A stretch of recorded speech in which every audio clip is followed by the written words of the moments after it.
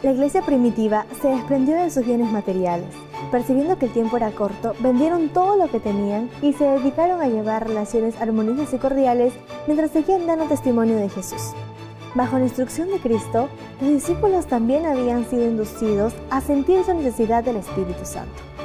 Bajo la enseñanza de éste, recibieron la preparación final y salieron a emprender la obra de su vida.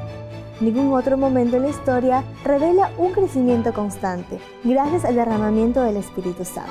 Bienvenido a 3 de 3 Selecciones.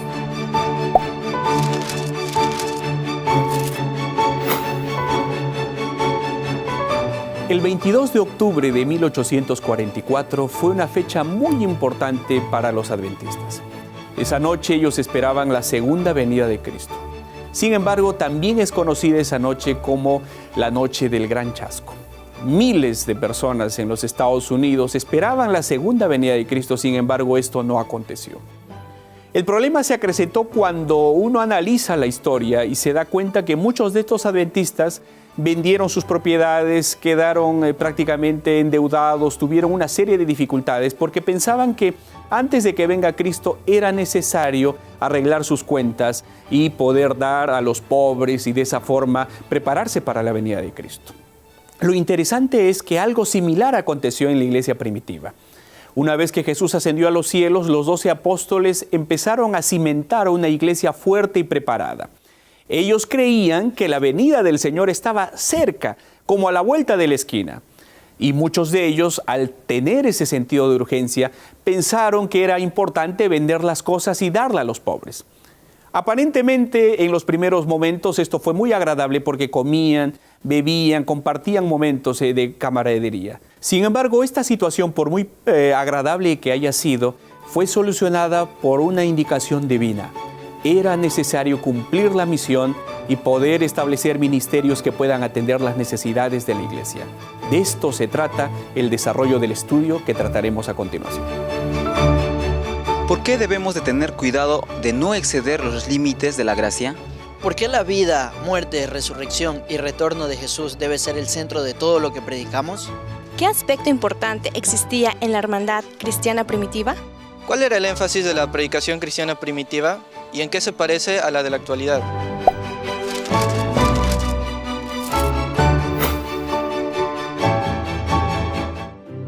En este lugar puedo sentirme motivada. Somos alumnos deseosos de conocimientos. La UPU me dio la oportunidad de soñar despierta. Siempre busqué una universidad que valorara mi esfuerzo y el de mis padres. Me toca cumplir con mis responsabilidades. Tú eres el resultado de nuestros sueños. Por ello, nuestro objetivo es impulsar tu formación académica y profesional. Hemos caminado juntos y lo hemos logrado. Universidad Peruana Unión. Juntos logramos tus sueños.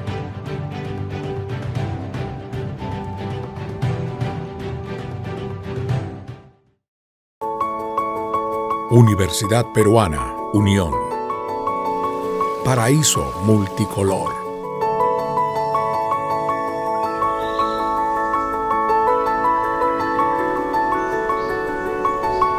Poesía de árboles llenos de historias.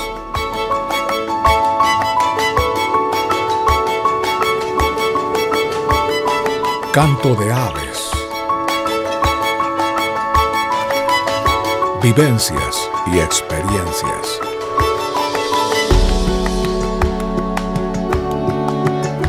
Hogar de miles de profesionales. Universidad Adventista más grande de Sudamérica. Lugar donde cada semana se respira y se vive la misión.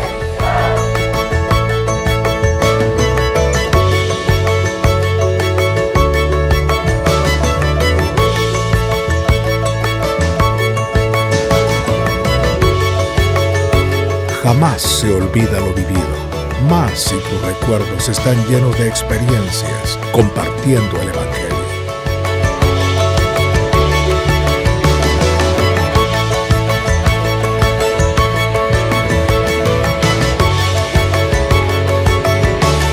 Sábado, Día Santo del Señor. Disfruta experiencias gratificantes, estudiando y meditando en las escuelas sabáticas.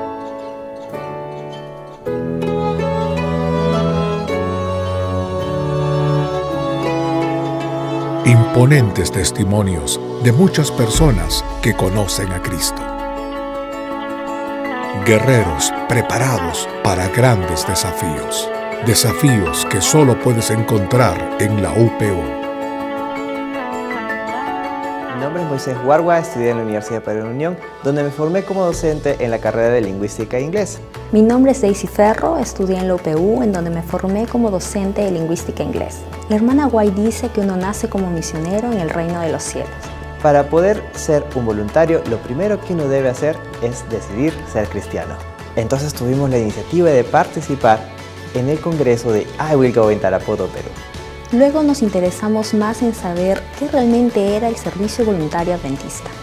Esta futura y nueva experiencia de conocer nuevos lugares, sin duda, causa intriga. Pero nos conforta la idea de que estaremos aportando con un granito de arena para que otras personas conozcan el amor de Dios. Nos conocimos y nos casamos en la iglesia. Ahora continuaremos sirviendo a la iglesia. Estamos orando, agradeciendo a Dios por esta maravillosa oportunidad. Solo podemos decir, Dios, tú nos vas a acompañar en todo este proceso y con seguridad nunca estaremos solos. No importa cuánto tiempo vayamos a estar en Indonesia, lo importante será las cosas que uno ve cuando entrega su tiempo y talentos a Dios. Uno queda sorprendido al saber las cosas que Dios puede hacer a través de nosotros. Hasta hoy así lo hemos aprendido. Entiendo que cada uno de nosotros tiene un lugar preparado por Dios para servir aquí en la tierra. Recomendamos a los jóvenes a no cruzarse de brazos y a tomar la decisión de sumergirse en el maravilloso campo de servicio voluntario adventista. I Will Go. Universidad Peruana Unión. 100 años de gratitud.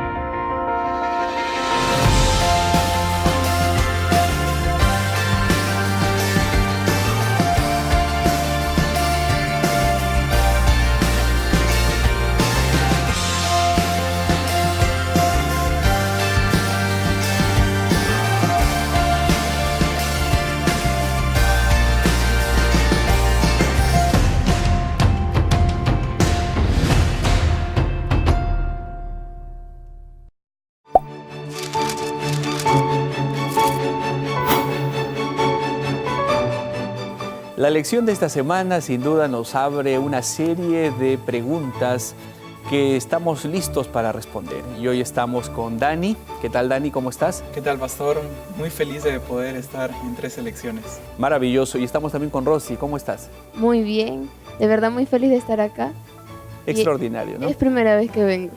Así es, para todos es la primera vez. Y cuán importante es poder desarrollar el estudio de esta semana, poder destacar algunos aspectos importantes. Recuerden ustedes que el punto central está en relación a la iglesia primitiva. Así es. ¿No? Y muchos, Dani, pueden tener un mal concepto de lo que es primitivo, ¿no? Como diríamos, algo que es rudimentario, ¿no? Que es obsoleto. Antiguo, ¿no? O que ha caducado. Sin embargo, cuando hablamos de iglesia primitiva, estamos hablando de los inicios de la iglesia. La primera iglesia, la que fue fundada por Cristo y que fue dirigida por los apóstoles. Y yo quiero destacar con ustedes el texto clave que se encuentra en la palabra de Dios en Hechos capítulo 2, los versículos 42 hasta el 47, pero permítame leer algunas partes interesantes de esto. Dice acá que perseveraban en la doctrina de los apóstoles, en la comunión unos con otros, en el partimiento del pan y en las oraciones. Y en el versículo 45 dice que vendían sus propiedades y lo repartían a todos según sus necesidades y perseveraban unánimes cada día en el templo, partiendo el pan, comiendo juntos en alegría y sencillez. ¿Qué les parece? Miren, imagínense ustedes esa situación de la iglesia, ¿no? Una iglesia que recibe el evangelio y que está tan contenta y está tan ansiosa de poder recibir a Cristo, porque ustedes saben que los apóstoles habían despedido a Cristo, se había ido, pero los ángeles les dijeron: varones galileos, este mismo Jesús que ha subido, Él también volverá. Y ellos pensaban que la venida del Señor estaba cerca, y por lo tanto, cuán importante era poder vender las cosas, vender las propiedades, compartirla con los pobres y vivir en un ambiente unánime juntos. ¿Qué piensas de esto, Dani? Bueno, pastor, creo que hay una palabra bastante bonita, ¿no? Y es la unanimidad, ¿no? El hecho de que la iglesia cristiana era una sola, que no solamente estaban juntos en el templo aprendiendo las escrituras, sino también fuera del templo, ¿no? Cuando se iban a las casas dice que compartían el pan. Entonces vemos no solamente un estado de adoración o de estudio de la palabra, sino también de relación, o sea, como una familia, ¿no? Unos a otros partiendo el pan. Y creo que eso era lo que hacía que ellos estén juntos, unánimes, ¿no? Dentro y fuera del templo. Yo considero que, por ejemplo, allí se reflejó el amor de Cristo. Era el papel que Jesús había hecho y ellos hicieron el papel o lo que Jesús había dejado. Pero, ¿qué predicaban en ese momento, pastor? Bueno, sin duda alguna, la base de su evangelio era Cristo y Cristo crucificado. Ese era el centro de sus vidas y por lo tanto ellos recibieron el sobrenombre de cristianos, porque todo en su vida era Cristo y sin duda alguna el evangelio de Cristo, que se basa exclusivamente en el amor, fue la base de todo el ministerio que ellos desarrollaron. Hay algo curioso, ¿no? Y es el sentido de urgencia que tenían los apóstoles de poder predicar. O sea, para ellos el retorno de Jesucristo era inmediato, era de aquí a un breve tiempo corto. Entonces ellos predicaban algo bastante consolidado, ¿no? Sólido. La muerte, la resurrección y el retorno de Jesucristo. Y muchas veces nosotros como cristianos estamos olvidando eso, ¿no? ¿Por qué, pastor? Tal vez este era el contenido de la predicación de los apóstoles. Vida, muerte, resurrección y retorno de Jesucristo. Claro, sin duda alguna la base del cristianismo y la base en la palabra de Dios está basado en el plan de salvación. Y ese plan de salvación, sin duda alguna, tiene una relación directa con la vida, la muerte y la resurrección de nuestro Señor Jesús. Pero yo quiero destacar ese aspecto que tú dices, ¿no? Ellos estaban tan imbuidos de esto, y yo no sé por qué Dios permitió que ellos sintiesen que realmente la venida del Señor estaba ahí, cerquita, ese sentido de urgencia, ¿no? Ellos decían: caramba, o vendemos las cosas y empezamos a vivir una unidad completa, o el Señor nos va a encontrar en falta. Entonces empezaron a vender las cosas, empezaron a hacer una serie tomaron medidas que al principio estaban muy bien, pero que después se convirtieron en una dificultad, ¿no? ¿Y qué debemos hacer nosotros para poder seguir el camino de Cristo, soportar la tentación, pero hacer como ellos, hacer la voluntad de Dios? Bueno, lo maravilloso es que Dios permitió que estos problemas acontecieran.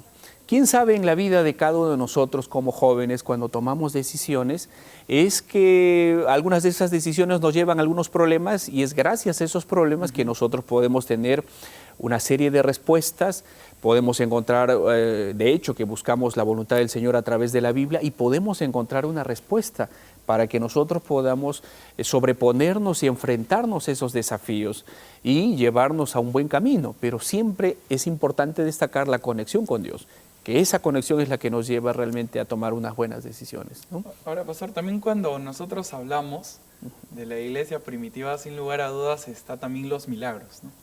Los milagros que también ellos realizaban, como por ejemplo la sanación de un cojo, ¿verdad? Pedro y Juan estaban yendo al templo y se encontraron con un cojo que estaba pidiendo limosnas tal vez, ¿no? Y Pedro le dice, ¿no? Oro ni plata yo tengo, no tengo, ¿no? Pero lo que tengo te doy. Así es. Y sucede el milagro. Así es. Y después del milagro viene la oposición. Así es. Y la firmeza de los apóstoles era tremenda, ¿no? Ellos estaban totalmente convencidos.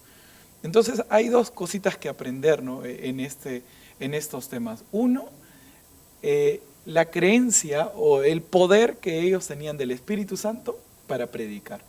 Y número dos, la convicción que ellos tenían, ¿no? Que no importa lo que suceda, no importa la oposición, ellos iban a continuar predicando. Claro, sin duda alguna, la vida de los apóstoles y el mismo libro Hechos de los Apóstoles tranquilamente podría llamarse Hechos del Espíritu Santo, porque lo que vemos ahí es cómo el Espíritu Santo va moviendo, eligiendo a los apóstoles, eligiendo el camino que deben seguir, dándole la dirección para poder enfrentar una serie de cosas. Y en la vida, y especialmente en este milagro de esta sanación de esta persona, de Pedro y Juan, vemos realmente que ellos no tenían dinero, no tenían riquezas, pero le dijeron ahí a esta persona, lo que tengo te doy. ¿Y qué era lo que tenían?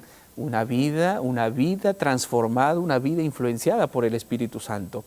Y que esos milagros confirmaban esa vida que había sido influenciada por Cristo. Hoy de repente no vemos muchos milagros, Dani, ¿no? Hoy no, de repente en algunas iglesias, en algunas partes, uno quisiera ver, oye, ¿y los milagros dónde están?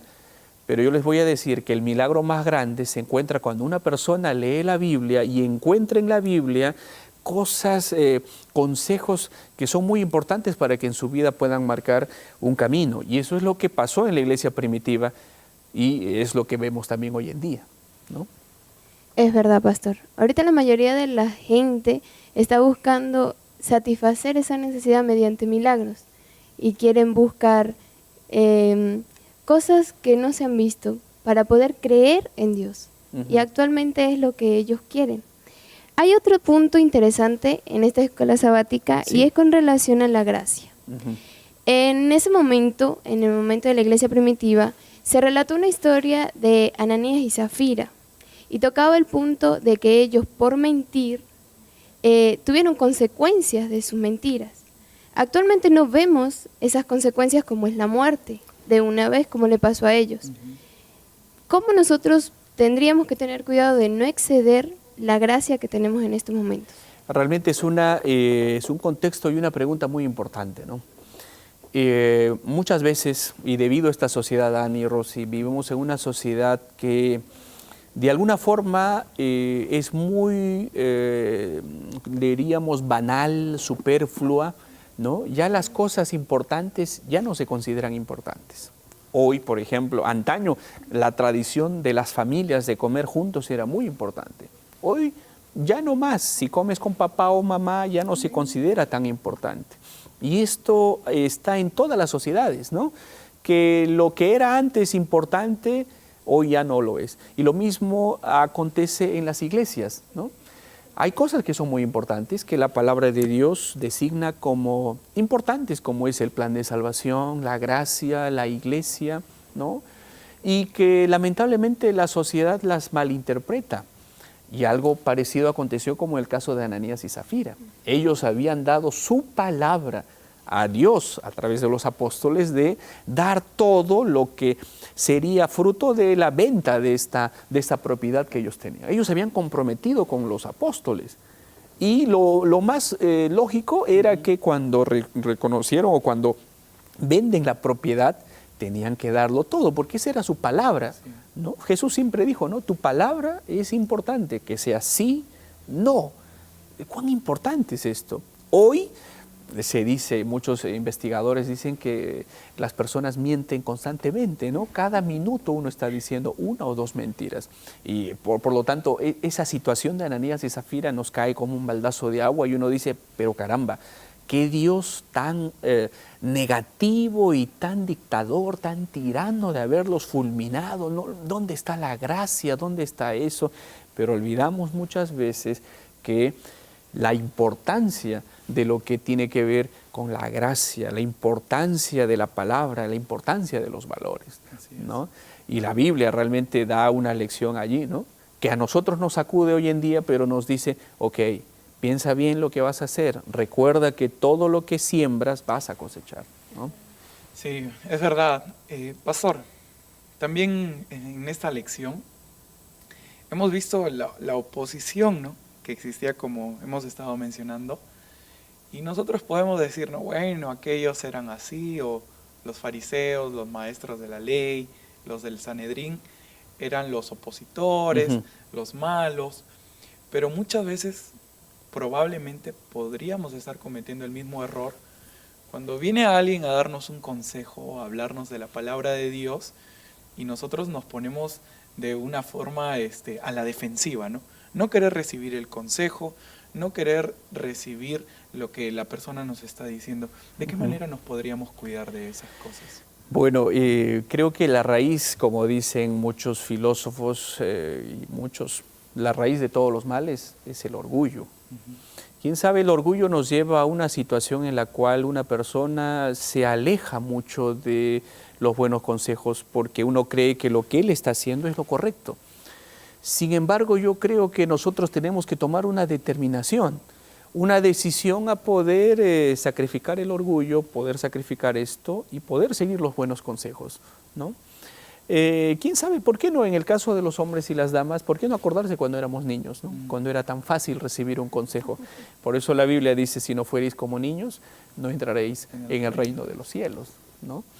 Entonces, esta lección realmente nos ha llevado a una serie de situaciones que vemos en la iglesia primitiva, situaciones especiales, situaciones en la cual observamos cómo los apóstoles empezaron a lidiar con esta serie de dificultades que eran propias de la iglesia primitiva, ¿no? Que ellos sentían que debían vender las cosas para estar unánimes. Sin embargo, Dios clarificó el pensamiento y se dieron cuenta que la venida de Cristo todavía faltaba y empezaron a tomar una serie de otras decisiones. Y empezaron a hacer nuevos cambios y empezaron a tomar un nuevo rumbo, fruto de una comunión directa con el Señor. Ahora, pastor, hubo un segundo arresto. Después que Pedro y Juan realizaron el primer milagro y fueron tomados, luego también hubo un arresto. Y dentro del arresto, ¿no?, hubo una reunión que tuvieron en el Sanedrín y alguien intervino, ¿no? Gamaliel. Así es. Y Gamaliel dijo, ¿no?, si es que esta obra, ¿no?, es de Dios, continuará. Pero si es de los hombres, va a fenecer, ¿no?, va a morir. Entonces hemos visto que esa obra ha continuado hasta ahora. Y sin lugar a dudas, la iglesia cristiana que Dios inició, Jesucristo, bajo la conducción del Espíritu Santo, ha continuado hasta ahora. ¿Podemos contar con la seguridad, verdad, pastor, de que Dios aún sigue guiando su obra? Sin duda alguna, la iglesia sigue siendo guiada por el poder de Dios. Y es digno de destacar la participación de Gamaliel, porque él era una persona que era considerado un sabio en su tiempo, pero que fue utilizado por Dios, especialmente en esta oportunidad porque ya los apóstoles allí estaban prácticamente condenados, iban a seguir el camino de la muerte, pero él intervino y puso en su disposición de palabras sabias a todo el Sanedrín, les dijo, si esto es de Dios, hay que dejarlo, porque si destruimos a estos apóstoles y nos damos cuenta que después eran del Señor, algo malo nos va a pasar. Pero si no es de Dios, esto va a perecer solo. Después de tantos años vemos cómo Dios siguió dirigiendo a la iglesia, pero siempre, Dani, a través de la palabra de Dios, nunca lejos de la palabra de Dios, ¿no? Pastor, como cristianos queremos seguir el camino de Cristo. Y así como los apóstoles, luchar, entregar todo lo que tenemos en las manos de Cristo y trabajar por la obra del Evangelio. ¿Cuál es nuestro papel en estos momentos? ¿Qué deberíamos hacer para seguir siendo parte del cuerpo de Cristo, pero de una manera inquebrantable? Rosy, extraordinaria pregunta. En primer lugar, tenemos que entender que la fragilidad del ser humano. Realmente nosotros podemos vivir pensando y engañándonos de que somos realmente como los superhombres. Hoy en día que vivimos en una sociedad de los vengadores, de los héroes, de gente indestructible, que si yo me pongo una armadura no voy a morir. Y aparentemente la sociedad nos muestra eso a través de los héroes deportivos, a través de una serie de modelos que tenemos. Pero cuán bien hace la Biblia de mostrarnos nuestra fragilidad. Por eso una canción decía, ¿no?, que si tú quieres hacerte fuerte, tienes que ser fuerte como un niño. La fragilidad de un niño, ¿no?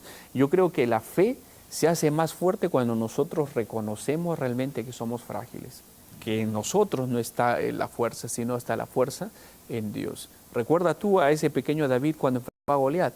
la fuerza verdadera, la fe inquebrantable, todos estos dones que uno lo pueden fortalecer se encuentran no en uno, sino en Dios, ¿no?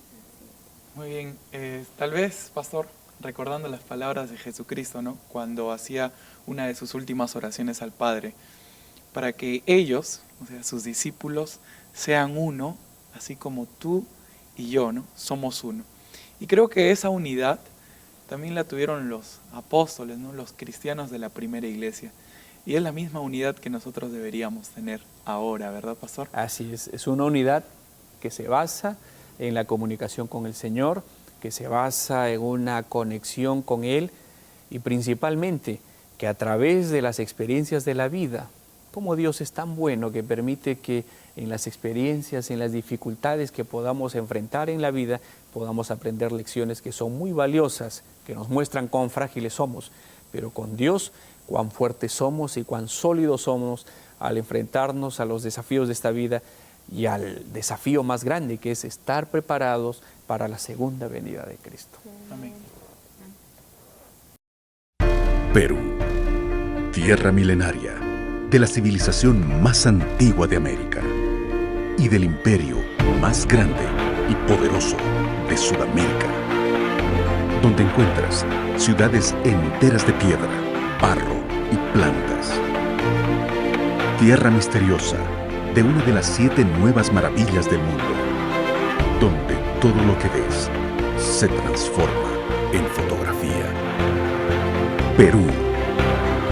Ahora esta tierra es sede del mayor evento de los universitarios misioneros, I Will Go Internacional, en la ciudad de los Reyes, Lima, donde caminar por sus calles es caminar por la historia.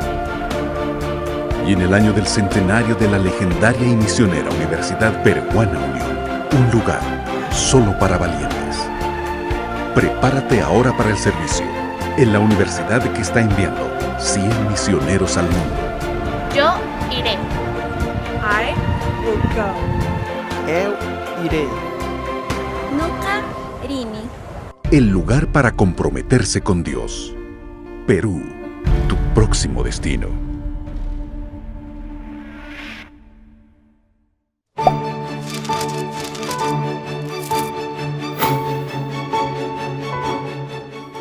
La lección más importante que uno puede establecer es que necesitamos tener un sentido correcto de la urgencia en el tiempo en el cual estamos viviendo. Es cierto, Cristo viene pronto y es necesario que estemos preparados todos los días. Sin embargo, también es importante que podamos entender que la misión que el Señor nos ha encomendado es también un requisito indispensable en la vida del cristiano.